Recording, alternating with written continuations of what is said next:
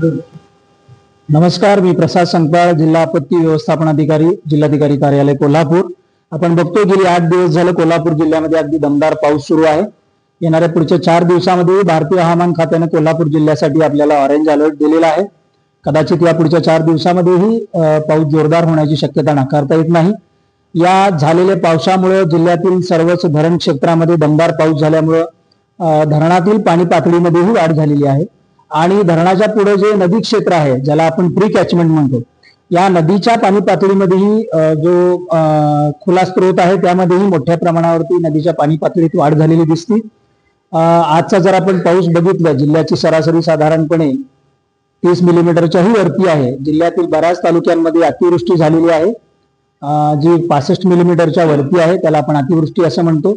असं जरी असलं तरी सुद्धा जिल्ह्यातील नागरिकांनी कोणतेही भीती बाळगण्याचं कारण नाही आहे, कारण जिल्ह्याचे पालकमंत्री माननीय प्रकाश आंबेडकर सर, त्याचबरोबर जिल्ह्याचे जिल्हाधिकारी श्री अमोल येडगे सर यांच्या मार्गदर्शनाखाली आपत्ती व्यवस्थापन विभागाने अत्यंत नेटकं नियोजन केलेलं आहे।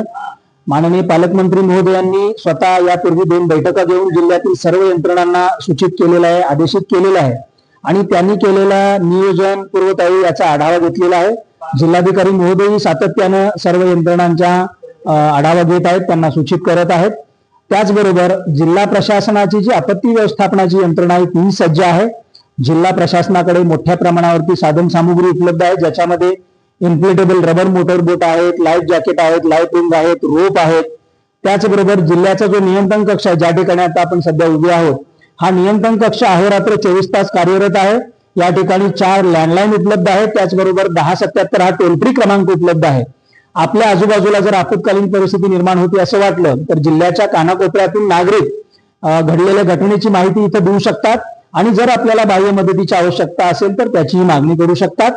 जिल्ह्यातील नागरिकांना जिल्हा प्रशासनाच्या वतीने नम्र आवाहन करण्यात येत आहे की कोणत्याही स्थितीमध्ये आपण भीती बाळगू नये, घाबरू नये। त्याचबरोबर आता पावसाळा असल्यामुळे जिल्ह्यातील धबधब्यांच्या ठिकाणी धरणावरती वर्षा सहलीला नागरिक जात आहेत। जिल्हा प्रशासनाच्या वतीने आपल्याला आणखी नम्र आवाहन करण्यात येत आहे, अशा ठिकाणी गेल्यामुळे आपल्या जीवितास धोका निर्माण होऊ शकतो, दुर्घटना घडण्याची शक्यता नाकारता येत नाही। त्यामुळे ज्या दिवशी मोठ्या प्रमाणावरती जिल्ह्यामध्ये पाऊस पडतो आहे, धबधब्याच्या ठिकाणी मोठ्या प्रमाणावरती पाणी आहे, अशा ठिकाणी आपण सहलीसाठी जायचं टाळावं। अशा ठिकाणी गेल्यानंतर अवास्तव धाडस करून पाण्यामध्ये उतरणं, सेल्फीचा मोह करणं, या गोष्टी आपल्या जीवावरती बेतू शकतात।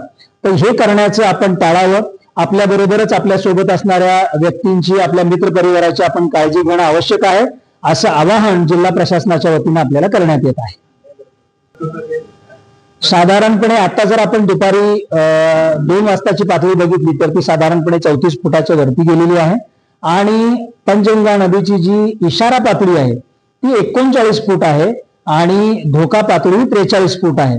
जरी पंचगंगा इशारा पातळीला गेली तरीही नागरिकांनी घाबरण्याचं कारण नाहीये, कारण मी थोड्या वेळापूर्वी सांगितल्याप्रमाणे जिल्हा प्रशासन, महानगरपालिका प्रशासन हे अत्यंत सक्षमपणे या सर्व परिस्थितीला तोंड देण्यासाठी तयार आहे। आपण पाहत आहात मावळा न्यूज 24, सर्वसामान्यांचा बुलंद आवाज।